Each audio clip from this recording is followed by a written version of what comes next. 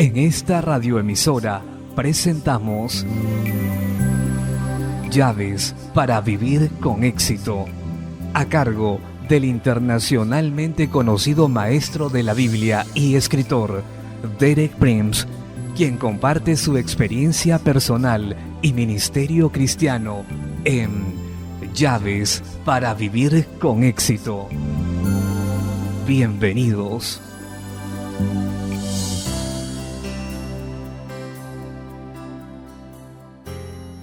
Llaves para vivir con éxito presenta la resolución por la oración, segunda parte. Me alegro de estar nuevamente con usted para continuar hablando sobre las posibilidades ilimitadas de la oración. En mi charla de ayer establecí un fundamento de 3 verdades importantes y relacionadas.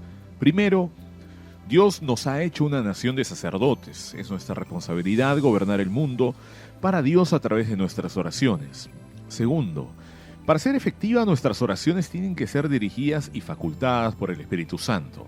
Tercero, el Espíritu y la palabra de Dios siempre trabajan juntos. El poder del Espíritu Santo solo obra a través de nuestras oraciones, tanto como estén en línea con la palabra de Dios. Di 2 ejemplos de la Biblia en el Antiguo Testamento. Elías, a través de sus oraciones, controló la lluvia en Israel por 3 años y medio.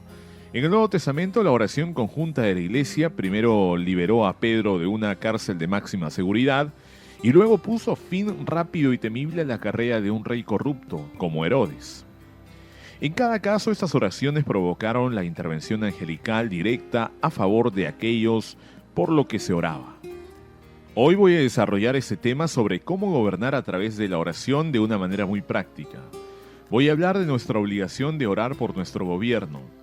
Es una verdad desafortunada que multitudes de cristianos no estén enterados de esa obligación, que es puesta rectamente sobre nosotros por el Nuevo Testamento. El primer pasaje que voy a leer está en 1 Timoteo capítulo 2, versos del 1 al 4. Eso es lo que Pablo dice: exhorto ante todo a que se hagan rogativas, oraciones, peticiones y acciones de gracias por todos los hombres, por los reyes y por todos los que están en eminencia o autoridad, para que vivamos quieta y reposadamente en toda piedad y honestidad. Porque esto es bueno y agradable delante de Dios nuestro Salvador, el cual quiere que todos los hombres sean salvos y vengan al conocimiento a la verdad. Ese es uno de los pasajes más lógicos que conozco de la Biblia. Nos revela una serie de pensamientos y nos da una obligación. Y nos dan las razones más sólidas y lógicas de lo que está diciendo. Se lo explicaré en los siguientes pasos. Primero, el primer ministerio público de la Iglesia cuando se congrega es la oración. Pablo dice: exhorto ante todo a que se hagan rogativas, oraciones, peticiones y acciones de gracias por todos los hombres. Si resumimos esas 4 palabras en una sola, sería oración. Así que el primer ministerio público de la Iglesia cuando se congrega es la oración. Eso está de acuerdo con lo que se dice en Isaías 56, 7. Mi casa será llamada casa de oración para todos los pueblos. La primera cosa en particular por la que somos requeridos es orar por todos los hombres. En otras palabras, nuestras oraciones deben ser tan amplias en su alcance como el amor y la misericordia de Dios y el ofrecimiento del Evangelio a todos los hombres. Dije ayer que muchos cristianos están demasiado centrados en sí mismos cuando oran. Le di el ejemplo de la oración del miembro común de la Iglesia. Señor, bendíceme a mí y a mi esposa y a mi hijo Juan y a su esposa y nosotros 4 y a nadie más. Amén. Obviamente esto no está del todo en línea con lo que Pablo dice, que oremos por todos los hombres. La primera categoría en particular de hombres por la que debemos orar, según lo que dice Pablo, es reyes y todos los que están en eminencia. Por supuesto, del lado occidental del Atlántico no hay muchos reyes, así que dejemos eso por fuera y solo digamos todos los que están en eminencia o autoridad, el gobierno. ¿Se da cuenta que por lo primero que tenemos que orar cuando nos reunimos como cristianos en la iglesia es por nuestro gobierno? Por aquellos que tienen autoridad sobre nosotros. He observado que en muchísimas iglesias nunca se piensa en eso ni una vez al mes, pero Pablo lo pone en primero, que debemos pedirle a Dios que haga para el gobierno y a través de él. Pablo dice, para que vivamos quietos y reposadamente en toda piedad y honestidad. Hagámonos esta simple pregunta: ¿afecta a nuestro gobierno la vida que llevamos? afecta de muchas maneras continuamente, así que si queremos vivir una vida buena, lógica y de interés público, indica que debemos orar por nuestro gobierno. ¿Qué debemos pedir que logre el gobierno? Que produzca una situación para los que estamos bajo el gobierno, de vivir quieta y reposadamente en toda piedad y honestidad. Yo creo que esa es la función principal del gobierno claramente descrita. En otras palabras, por lo que debemos orar es para que el gobierno haga su trabajo apropiadamente. Y más simple aún, debemos orar por un buen gobierno. En el siguiente versículo Pablo dice, esto es bueno y agradable delante de Dios nuestro Salvador. ¿A qué se refiere en esto a lo que analizamos del versículo anterior, que es un buen gobierno? Así que Pablo está diciendo, y esto es muy importante, el buen gobierno es bueno y aceptable delante de Dios nuestro Salvador. Me pregunto cuántos cristianos se dan cuenta de que Dios aprueba el buen gobierno. El buen gobierno es la voluntad de Dios. El siguiente versículo nos da una gran razón básica del por qué Dios aprueba el buen gobierno. De por qué es su voluntad, dice. Dios quiere que todos los hombres sean salvos y vengan al conocimiento de la verdad. Ya dije que el amor y la misericordia de Dios están extendidos a toda la raza humana. Dios quiere que todos los hombres sean salvos, pero no pueden serlo sin llegar al conocimiento de la verdad. Y no pueden hacerlo hasta que se les predique la verdad del Evangelio. Por esa razón simple y lógica es que Dios quiere que la verdad del Evangelio sea proclamada a todos los hombres en todas partes. Todo lo que tenemos que hacer es preguntarnos una cosa más. ¿Qué es lo que hace más fácil proclamar el Evangelio? ¿Un buen gobierno o un mal gobierno? Yo creo que la respuesta es muy obvia, como para poder requerir mucha explicación. El mal gobierno dificulta la prédica del Evangelio. El buen gobierno facilita en muchas maneras la divulgación del Evangelio. Así que buen gobierno es la voluntad revelada de Dios. Para resumir lo que he estado diciendo, leeré un breve pasaje de mi libro Cómo forjar la historia a través de la oración y el ayuno. Ahora estamos en posición para presentar la enseñanza de 1 Timoteo capítulo 2, del 1 al 4, en una serie de pasos simples y lógicos. Primero, el primer ministerio y alcance de los creyentes que se reúnen regularmente es la oración.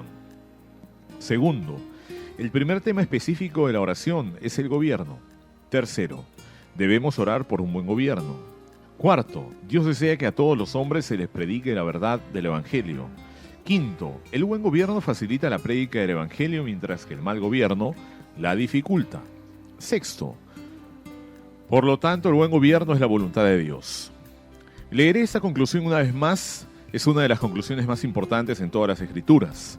Afecta a todas nuestras vidas. El buen gobierno es la voluntad de Dios. Ahora voy a relacionar con eso un pasaje en 1 de Juan capítulo 5 versos 14 y 15, donde Juan nos da un requisito simple y básico para que nuestras oraciones sean contestadas.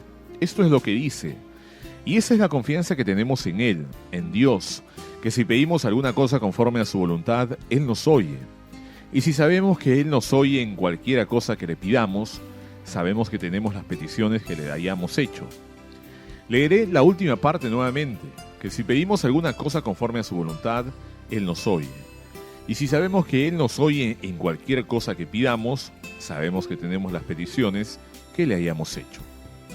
La base para la relación exitosa es saber que se está orando conforme a la voluntad de Dios, y la voluntad de Dios está revelada principalmente en la Biblia. Apliquemos ese principio de orar conforme a la voluntad de Dios y saber que Él nos oye y que tenemos las peticiones que hemos hecho. Al tema particular que estamos desarrollando, orar por nuestro gobierno. Lo resumiré de esta manera: si oramos de acuerdo a la voluntad de Dios, Él nos oye. Si sabemos que Él nos oye, sabemos que tenemos lo que pedimos. Sabemos que el buen gobierno es conforme a la voluntad de Dios. Por lo tanto, si oramos por un buen gobierno, sabemos que Dios nos oye.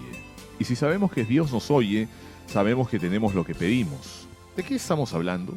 Obviamente del buen gobierno. Démosle una solución práctica a nuestra situación actual. Si en su país no hay un buen gobierno, solo estoy diciendo un sí condicional, cada uno tiene que decidir hasta dónde es su gobierno bueno, inefectivo, ineficiente o cualquier otra opinión que pueda tener del gobierno. Pero si no tiene un buen gobierno, ¿cuál es la razón? Solo hay dos razones posibles. Si creemos lo que la Biblia dice, la primera razón es que no hemos orado como deberíamos hacerlo. Y yo supongo que eso se aplica a más de la mitad de los cristianos. Nunca oran inteligentemente y con preocupación por el gobierno. Encogen sus hombros y critican al gobierno, pero no oran por él. Déjeme decirle que las Escrituras no otorgan ninguna autoridad para criticar al gobierno, pero hay una obligación para orar por él. Y si usted es uno de los que critican, sugiero que si pasa menos tiempo criticando y más tiempo orando, tal vez tenga menos que criticar. La primera razón posible es que no hemos orado, pero hay otra razón, que es que hemos orado sin saber que el buen gobierno es la voluntad de Dios. Porque solo si oramos sabiendo que es la voluntad de Dios, podemos decir que tenemos lo que hemos pedido, un buen gobierno. ¿Por qué es que nosotros los cristianos encontramos difícil creer que tanto depende de nuestras oraciones? Tomamos la actitud de creer que el gobierno está fuera de nuestro control, que no hay nada que podamos hacer, encogemos los hombros y criticamos, nos quejamos pero no oramos. Yo creo que la verdadera razón por la que no hemos orado es porque no hemos entendido las posibilidades ilimitadas de orar conforme a la voluntad de Dios. Nuestro tiempo por hoy ha terminado. Regresaré mañana a la misma hora para hablar de mi propia experiencia. Le haré ejemplos de cómo he visto cambiarse la historia por medio de la oración.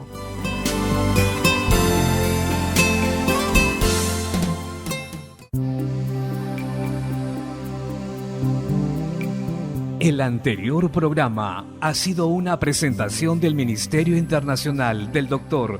Derek Prince. Estamos totalmente seguros de que este mensaje ha sido de grata bendición para tu vida, por lo cual le invitamos a que nos escriba y nos dé su testimonio. Diríjase a la siguiente dirección: Ministerio de Derek Prince, P.O. Box 19501, Charlotte, Carolina del Norte 28219, Estados Unidos de América.